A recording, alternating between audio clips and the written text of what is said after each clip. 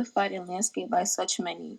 The location of the lot is open space at the intersection of Vanier Lane and Neverland Avenue. I believe our landscaping this empty space can affect the community in a good way. This is a satellite version of the location, zoomed in and zoomed out. And this is how the space looks in real life. Real life photos. Yeah. So this is our objective. This is the objective, and the purpose of this project is to incorporate something into this lot that brings advantages to the community in Mariners Harbor.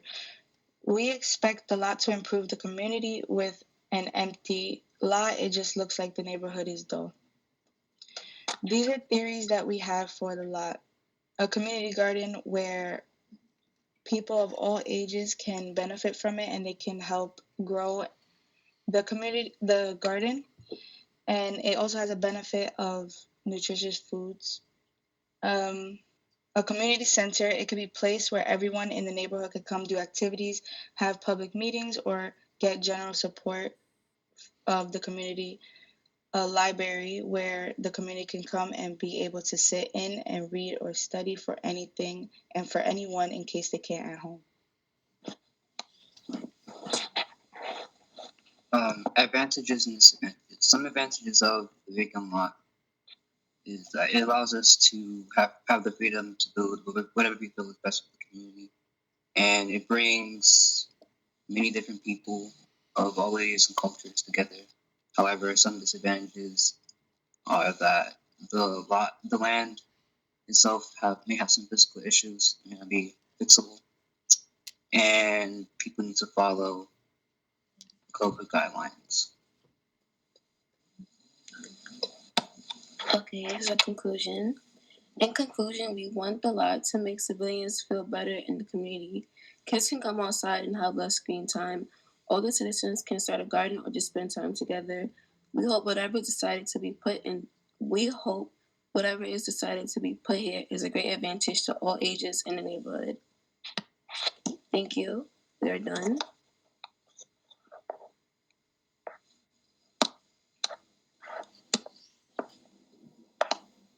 Thank you, Diamond. By the way, if you don't mind, just putting the presentation. Oh, okay. Oh, sorry. Thank you. You want to start, Rodriguez, or? You can start, Mr. Codio. Okay, awesome. So let's start from the slide. Once again, good job. I like the slides. I like how the order is sequenced and everything as of that nature. And for Diamond, can you hear me? Yes. Say hi, Mr. Codio. Hey, Mr. Codio. Exactly. That's what I want to hear from you. Say it again. Hi, Mr. Codio. Just say hi one more time. Hey, Mr. Codio. Exactly. You see that pitch? You see that voice? That's who you are, Diamond. You know, I knew you for a few years now, 3-4 years now, and you have that vibrant energy. You have the energy. So I want you to express it in this presentation next time. But this is a great start because, you know, you're starting to learn about the project. You've just been placed in it and everything. But I know you have it in you. But I like the way the format of the design is. So we start off by, you know, we got the presentation. So one thing you could actually start putting right there is, like we said before, what the space looks like the neighborhood. So in the background image, you can put an image of the neighborhood itself. It doesn't have to be the vacant lot. So I want you to go to the third slide. This slide? Yeah, introduction. So as we stated before, so these are step by step. The location of the lot is the open space at an intersection. So make sure whenever you put that there, you can also have the location as well, which you also to basically put your point of view across. I want you to go to some of the ideas that I saw. Like, go to the next slide. The next slide? Yeah, this one. Perfect. So I see that you have community garden, which is nice. A lot of people love to want to do that. So once again, you have to also talk about the pros and cons, as well as a community center. Like, what was your thought process when speaking about a community center? Like, what was the scale? Sonia, can you explain? Sonia did that, right? My thought process of a community center, it was like a help, like to help the community, like, or children can come there and they can be with the other kids from the neighborhood instead of just roaming around the streets. And it can also be a place where people come and ask for help with anything in the community, or that they could do activities instead of being bored. Okay, awesome.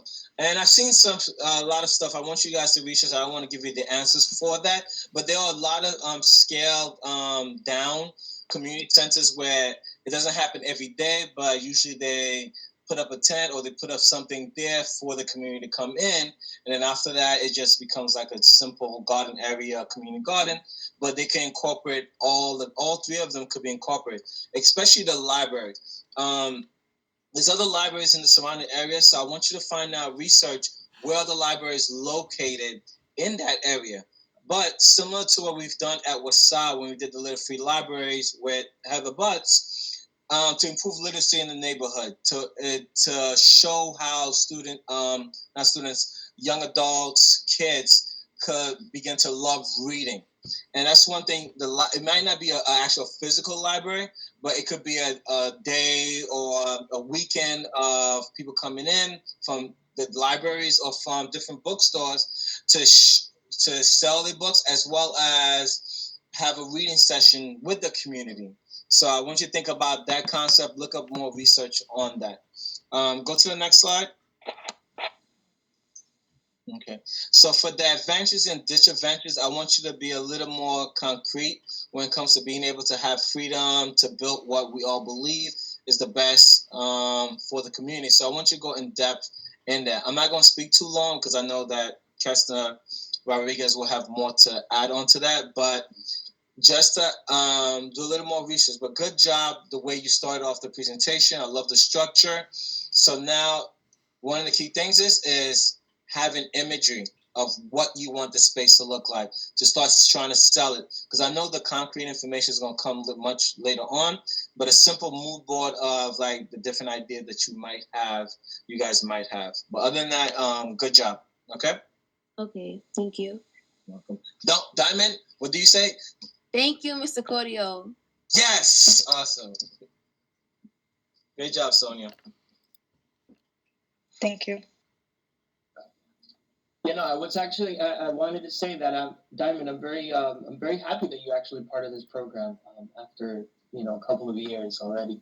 And I think that this presentation was, again, like adding to what Mr. Cody was saying, is very well structured, right? Just a couple of things that obviously we are seeing and noticing in all of the presentations, right? Is the sort of the disconnect between what you're saying and then what you can actually show as a visual aid for the audience. All right. So let's say, for example, if we go back to number 6, right? And I know that Mr. Cody brought this up. If we go to slide 6, right? So what are examples of community gardens? What do actually community gardens look like, right? There are many different types of community gardens, right? When we're talking about community center and what Mr. Cody had mentioned in terms of community centers can actually be very big infrastructure, right? Or they can be very small amenities for the community, right? And what you want to think about is have an idea of what are the dimensions of the lot, right? How big is the lot, first of all? And I think that that's something for every team to really start gaining an understanding of, is how big is this lot? What can we fit in it, right? Can we actually fit a library? Can we fit a community center? Or is it more apt for a community garden, right? So a lot of these decisions are going to start pinning down once you start, having a relationship with the site itself. Okay, so community center could be, something and the library could be a big building for that site, or there may be sort of innovative ways of integrating that at a smaller scale, and maybe try to combine a community garden with somewhat of a center, right?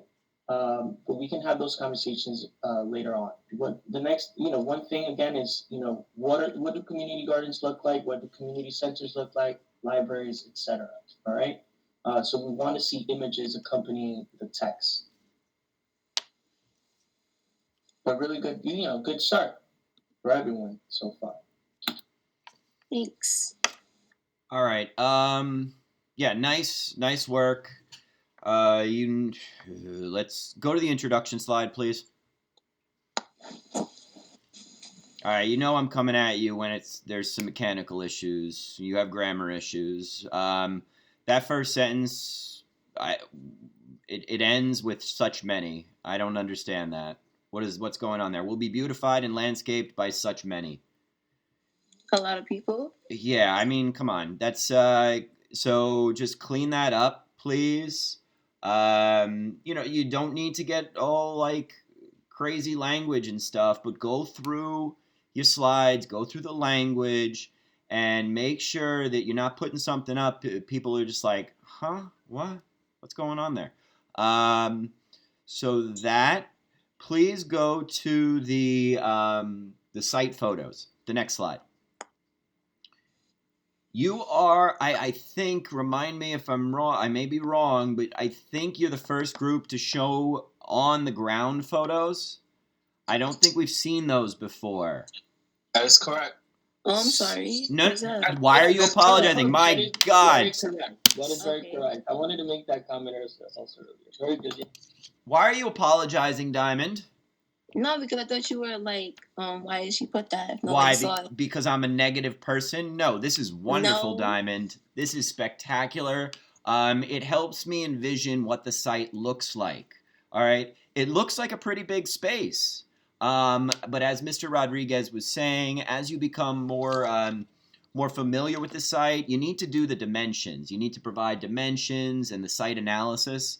But to have on the ground photos, it gives me a better vision of what you're trying to accomplish. So that's a positive. But if you're looking at all the other slides, I'm just looking to the left and all the other slide previews.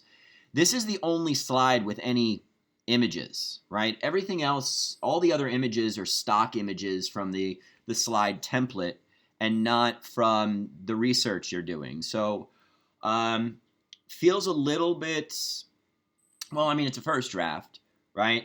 But it feels a little bit like it's a little bit abstract, and I'm looking for you guys when you're going through your visions to be more concrete. And I guess that starts with what Mr. Codio mentioned about the mood board, and Mr. Rodriguez mentioned about the specifics regarding the site.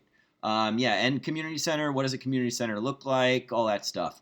Can you go back to the introduction slide, the first slide?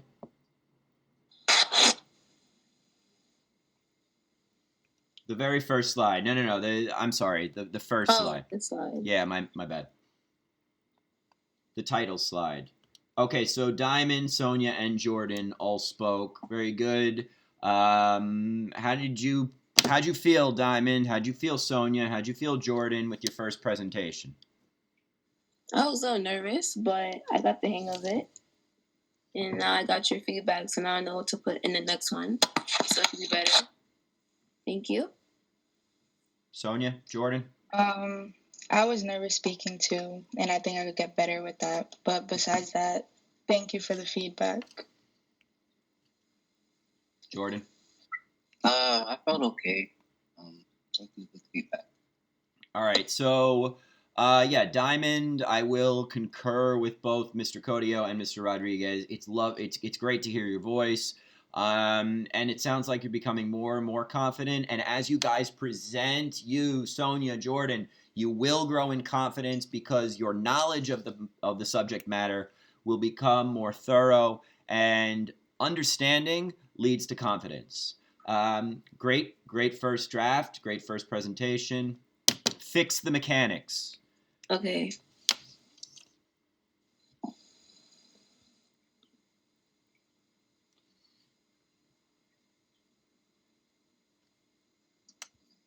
Okay, awesome.